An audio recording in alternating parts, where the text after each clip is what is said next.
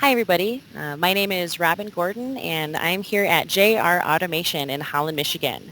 JR Automation makes automated industrial equipment, and it sounds like automotive, but what we actually do is make automated industrial equipment for lots of different industries. So what that means is if a company has a factory where they're making something, or they're manufacturing something, JR Automation partners with them, and we make automated equipment, so equipment that makes things at the push of a button to improve their manufacturing process. And I'm here today with some panelists from our skilled trades departments at JR Automation, and we are here with you to celebrate Skilled Trades Day and to kind of introduce you as students to some opportunities in the skilled trades and to tell you a little bit about some career paths, career growth, and great experiences you can have by pursuing a career in the skilled trades. So without further ado, I'll allow our panelists today to introduce themselves. Phil, go ahead. Hi, I'm Phil Deemer. I'm the operations manager here at our New Holland Street facility. I've been working for JR Automation and in the automation industry for a little over 15 years in total. I started my career here at JR Automation in high school as a junior and worked through the build assembly group, took an apprenticeship here, and then also have moved on up through into different levels of management to become an operations manager. So as an operations manager, some of the big responsibilities of my role here are to oversee the shop floor activities of the build, fluid power, and electrical groups. And that includes things like working with our EHS team, our safety group, to ensure that we have safe working practices and environment, as well as has a big part of continuous improvement in problem solving, out on the shop floor. So we work using tools like Lean, 5S, Six Sigma, to really solve customer problems, and build solutions to build the product that they're looking to build. Another big part of an operations manager's role is really employee engagement and development, and that kind of goes with the continuous improvement. We're always looking to learn and looking to develop. So it's a big part of what an operations manager does. Great. Thanks, Phil. Glad to have you here today. Ed, do you mind going next? Yeah. Hello, my name is Ed Skrotenboer. I'm a build manager at our Quality Drive location here at JR. I've been at JR for about 15 years, 10, 15 years, somewhere in that realm. Try not to look back too much. But what I do is, I said we got about a 30-man build team, so manage over top of them, making sure that we have enough builders where they need to be, make sure keeping an eye on quality, training with everyone in the groups. We have levels anywhere from entry level coming out of high school all the way to builders that have been doing this their whole lives, 30 plus years. So watching over to make sure that we're training everyone appropriately is a big part of what I do, making sure we have enough people on the projects, the projects are progressing along where they need to be. I started at JR back in high school. Actually heard of JR through the Career Line Tech Center. I was complaining about how I needed a job to a couple of classmates, and the teacher overheard me and suggested, hey, I heard this place, JR Automation, is hiring. He didn't know anything about it, neither did I, so happened to be on my way home, so I applied, and here I am 20 years later. But yeah, I started at JR in high school. Shortly after high school, I took a bit of a left turn and joined the military, but came back after I got that out of my system, and have been working here ever since. So. Awesome. Thanks, Ed. Glad to have you here today. So. Keith, do you mind introducing yourself? Yeah, my name is Keith Dehan. I'm a manufacturing engineer for the high volume group of JR Automation. Been here for about 5.5 years. I took a kind of untraditional path to get here. I was a Career Line Tech Center student in the automotive program. I went to Ferris State University afterwards and kind of immersed myself into the automotive sector doing repair and maintenance, became certified, did that for a number of years. Eventually I got an opportunity with another manufacturer in Holland to build equipment, so I took that, and from there I kind of built on my skills and took a job with actually Ed, who was my hiring manager, as a machine builder. and just started working at JR and worked myself through a lot of different opportunities and grew into an engineer level position. So what I do is really focused on customer requirements, efficiencies, bringing projects from a unique, one-off program to being able to kind of build these and deploy them sometimes hundreds of times over for our customers. So we do a lot of work with our suppliers, and we do a lot of work with contractors, lean production, continuous improvement, using a lot of the tools that kind of Phil touched on, as well as, just making sure that we meet the customer's needs and meet their needs. Like I said, sometimes 100, 200, one of our projects 500 times over. Wow. Wow. Well, thank you guys. Clearly a very wide variety of different things you can achieve and grow into as a result of starting out in the skilled trades. So how do most people get into skilled trades? Is there a typical way that people enter this field, or does it matter? Yeah, I think, like I said, I had a little bit of a unique entry into this field. But my entry into this field was from the Career Line Tech Center, and it was just a passion for things that are, technical, things that are challenging, being able to take things apart and put them together, diagnose, figure out how things work. And it was really the curiosity that kind of drove me to go and find a way to learn about, what this all means. And I think that's kind of how I entered into the field. And then from there was finding companies and finding education that would support that curiosity and that passion. So for me, I think, it was a mindset that, this is how my brain works, and this is what I want to do with, my life. Back in high school, I really didn't know what that really looked like, and I've been defining it for the past 17 years to get to where I am today. But I knew it was, it had to be something with, just mechanics and, how things work. And I think that's a pretty common route is people who find themselves with that tendency, the mechanical mindset. All right, how do I put this together? How do I make it better? Is kind of how they get into it. I mean, there's lots of different ways. Phil and I both came directly out of the tech center classes that are generally in line with what JR does. But we have quite a few people that we've hired throughout the years. One of them works with Phil now, trimmed trees for a long time, and just decided it was time for a career change and just was drawn to this. We have someone that was packaging ice cream for several years and just found himself drawn to how do I fix this, how do I make it work better, and wanted a career, something that they could build upon with that skill set, problem-solving, mechanical aspect to it. So. Yeah. No, that sounds awesome. So how does that job kind of fit in with or impact your lifestyle? Are there advantages, disadvantages to working in the skilled trades? Phil, do you mind taking that one, getting started? Sure. Yeah, I think there's definitely advantages to working, in the field that we do. I think one of the ones for me is having the knowledge of some of the tools that we use here and being able to use them for it's just real satisfaction aspect to being able to make something, to manufacture something, to and then you can take that skill home also, and if you need to make something for your wife or for your family or for a friend, a lot of times you get asked to do those types of things, like, hey, can you machine this thing for me? I can't find anybody to make this one thing. I want it to look like this. I can't find a place to buy it.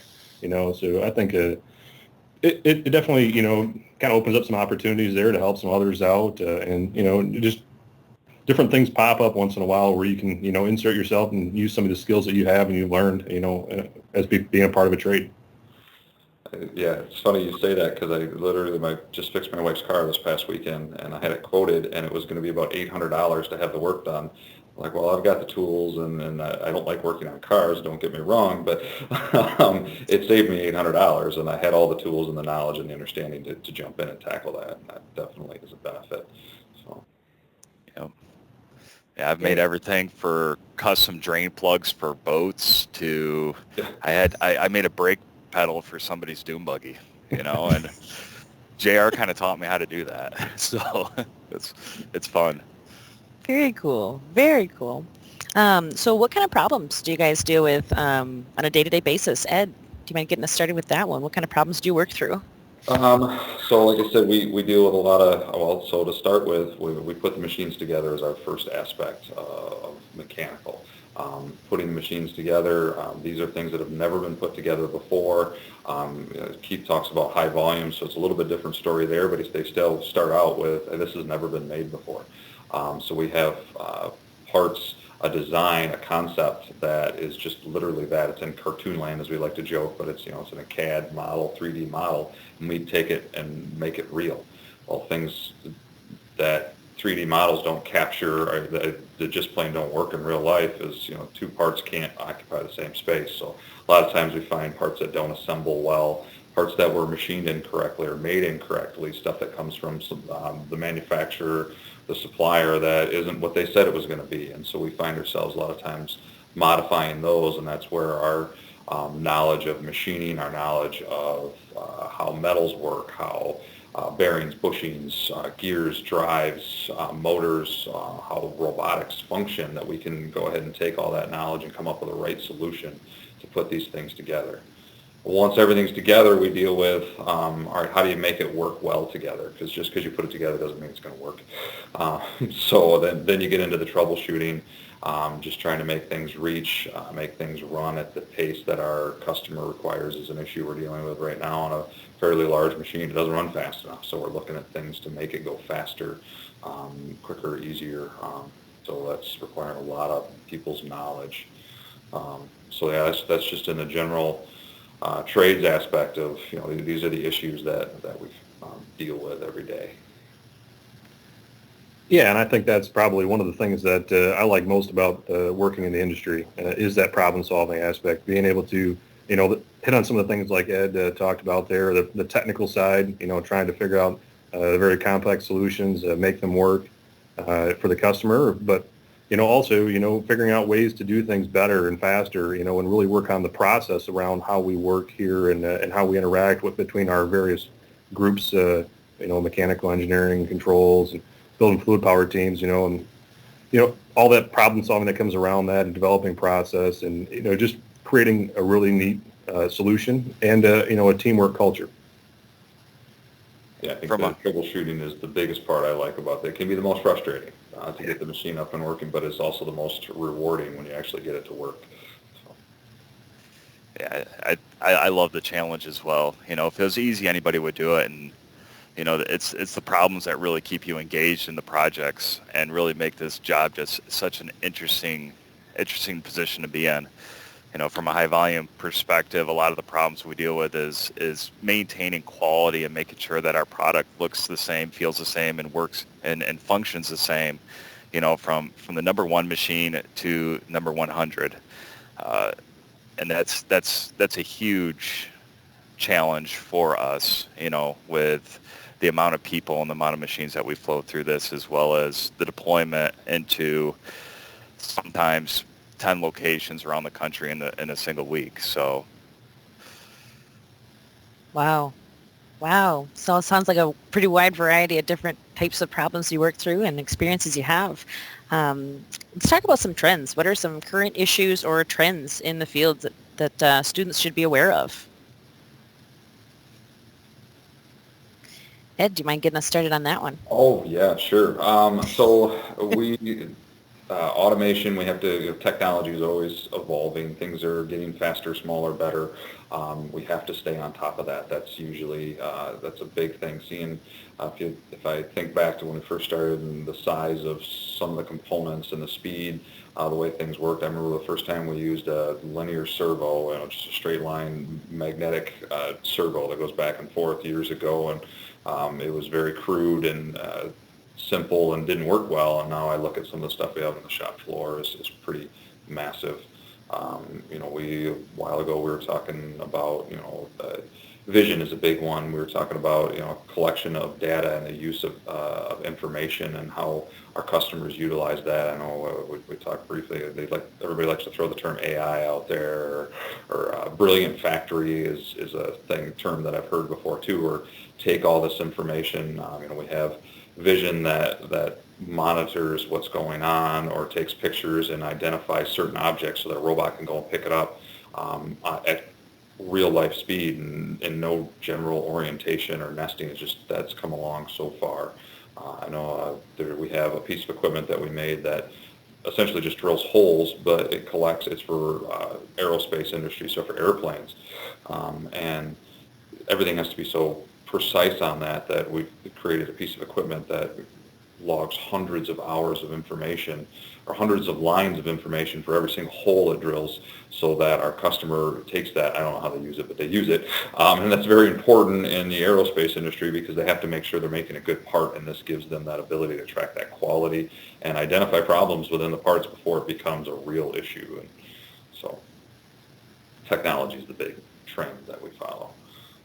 Yeah, and I think Ed kind of touched a little bit on the AI, or like the Industry 4.0. It's a lot. There's some big buzzwords there, but it's a big deal to some of our customers, and to be able to use machine data that our machines can produce, by using the vision systems and measuring systems, and also some of the performance metrics that the machines can now produce, to highlight when there's going to be problems, maybe when the machine could break down, or if there's a change in quality of the product that can alert others in their plants and their facilities who are managing that product's production.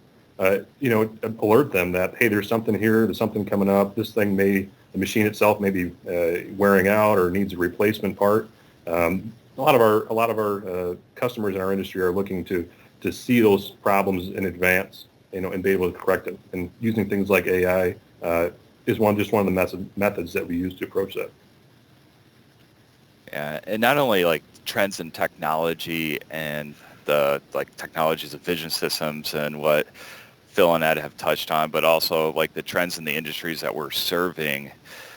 When you think automation, and Robin, you kind of touched on this, as a lot of people think it's automotive, but we serve so many different fields, and a lot of the trends that we're seeing today, we're looking at e-commerce industries, we're looking at medical industries, especially in our current environment. The medical has definitely become a very big customer for JR Automation. It brings a lot of different challenges and a lot of different unique equipment to us that we may not have seen in the past. So that's been really fun to see kind of roll into and have the opportunity to look at. So.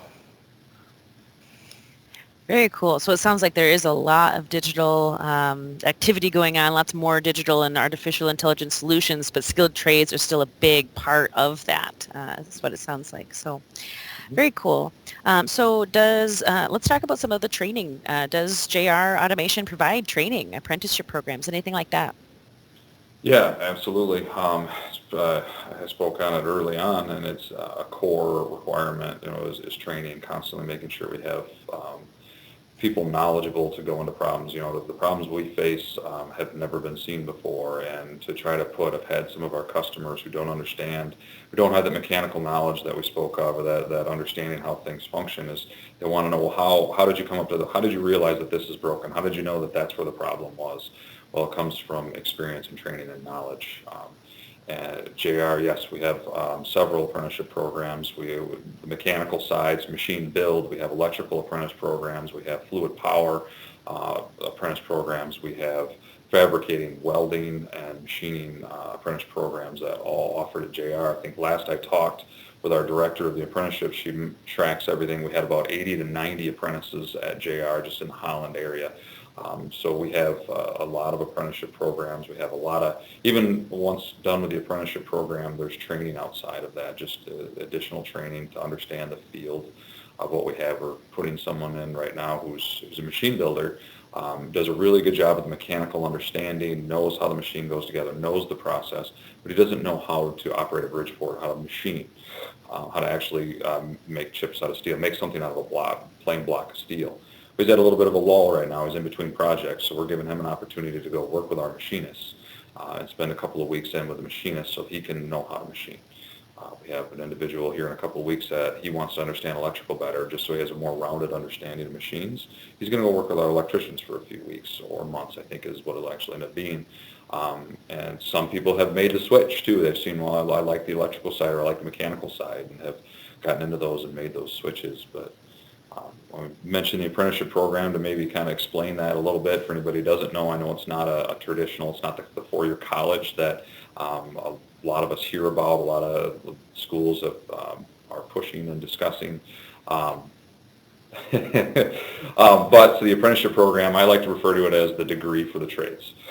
It's typically a 4-year program. It is on-the-job training is the big thing. You started a company, so we'll use JR obviously as an example, but just about any company goes this route. If it's an apprenticeship program, you start here. Sometimes there's a couple of months just to see if you like it, to make sure that it's good. And then JR will invest the time and say, all right, we're going to go into the apprenticeship program. JR Machine Build, we have 12 classes, night classes that we take. We work a full schedule, which means also that we're getting paid. So we're not spending money going to college, we're getting paid. And those classes, those 12 classes that we take are paid for by the company. The only thing we pay at JR is for books, which is pretty minor. I think Phil and I graduated about the same time. We traded books back and forth just so we didn't have to buy them because we're cheap. But it's about the only thing you got to pay for. And then when you're done, you get a journeyman certificate, which means, hey, he's been through the on-the-job training. He knows what he's doing. It's endorsed by JR Automation or whatever company you work for.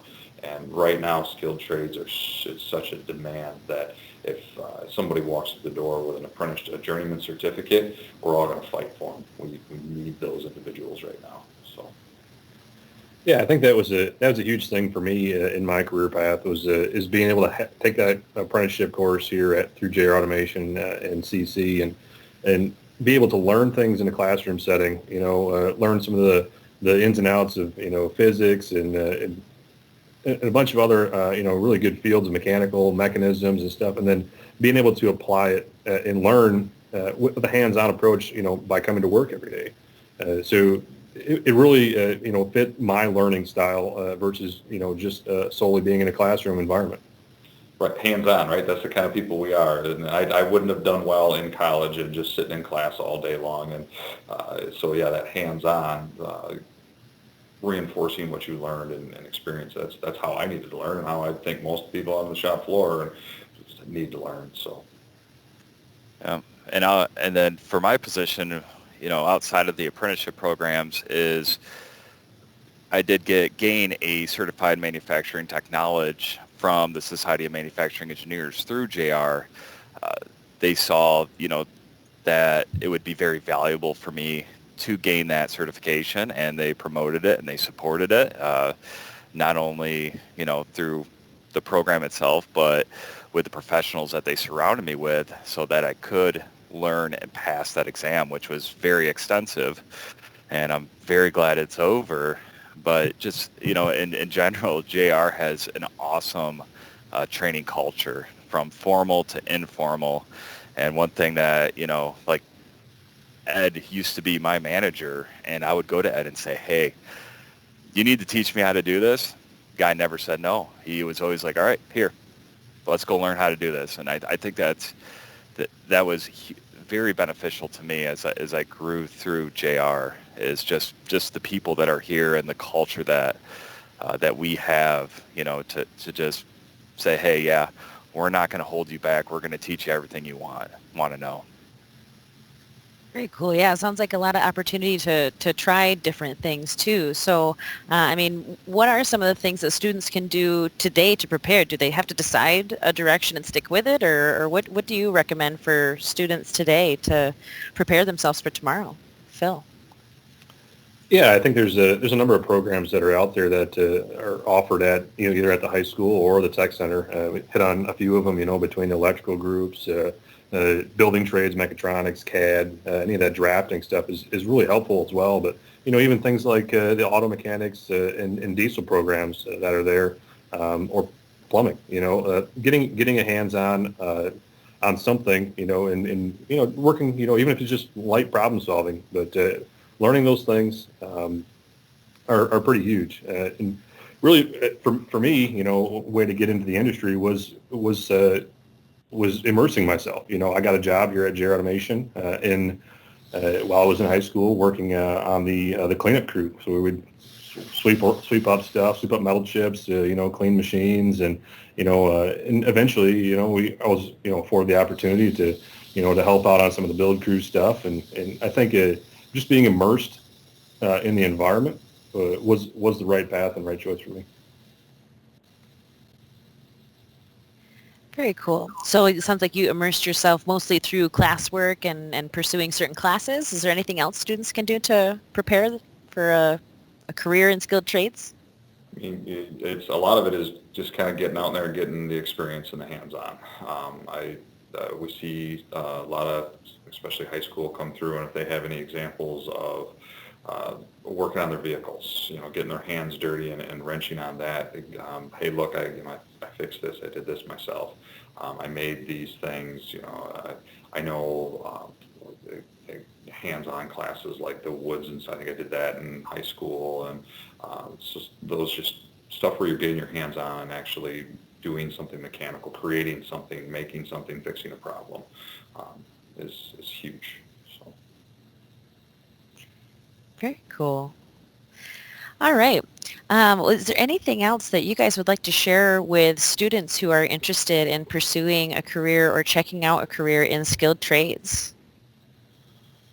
I think it's a lot of, get out there and try it sort of thing. That's the neat thing of skilled trades is when you're learning how to do something, you're never wasting your time because that is going to come into play, whether it's now or years down the road. It's experience in your life. It's something it's a knowledge you've learned, and so it's not a waste. It's get out there and try it. It may not turn into a career. It may not be, hey, this isn't for me. I know plenty of people who started out in one trade or started out doing one thing and then went to another because, well, this isn't quite for me and try something else. But that doesn't mean that was wasted time. That is experiences that were had. You wouldn't even call them mistakes made. It's just that was a direction on a path that they went. So just get out there is my advice. Love it. Thanks, Ed. How about you, Yeah. Keith? Anything to offer for students looking to pursue this? To expand on what Ed said there is, there's not a single path into skilled trades, and I don't want anybody to think that, I have to do this and these steps in order to have this kind of career. Skilled trades is really about experiences, hands-on, and just getting involved, and if you can get into a company that is a skilled trades company and they're willing to give you those lessons and they're willing to teach you, obviously that is one path. If you can't get in those companies, like Ed said, find something that, you can get hands-on experience. Go onto YouTube, find a project, build a birdhouse, a garden box. One of my hobbies when I was in high school was buying junk lawnmowers, junk go-karts, quads, dirt bikes, whatever I could get my hands on. I always tore them apart. I never left them maybe just in pieces. They may not have ran afterwards, but to this day, my dad gives me so much grief because he had a power washer that didn't run, and I tore that thing all apart. And my neighbor came over, and he helped me put it back together because I couldn't do it myself. It never ran since that point, but it was just the experience of taking something apart and learning how to put it back together. Hey, find somewhere. ways, and just gain the little experiences, and then you'll build on that little experience to a greater experience. And I think that, for me, I went through Career Tech Center. I went to college. I got a degree in college. I was an ASC Master Certified Mechanic. I was a panel builder. I'm a certified fluid power technician. It's like I've had all these different experiences, and somehow I ended up becoming an engineer. I never thought in my wildest dreams this would be the path that I'd be in right now. But Nice. all my experiences came together to kind of build into this one career. And to be honest with you, I still don't know what I'm going to be when I grow up, but I feel great about what I'm doing today. So, yeah, just Definitely. immerse yourself in projects and problems and critical thinking and problem solving. Awesome. Thanks, Keith. How about you, Phil? Any last words for students out there? Yeah, I think it's great to definitely start with a positive attitude, and be willing to learn. There's going to be plenty of things that are going to be challenging that you're going to run into along the way. You may have to put some time in doing some things that are, maybe a little more challenging or even a little repetitive in some scenarios, before you can gain enough skills and be able to apply them in different ways. But I think approaching it with a positive attitude, being willing to learn. And continue to learn, throughout your entire career is going to be really the method, to make this a really good, successful career for you. Awesome. Well, thank you guys all so much for joining today and for answering some of these great questions that were submitted by students. So to all the students, we hope you guys have a great rest of your day. Thanks for joining us today. And from us at JR Automation, thanks again. Bye. All right. Bye.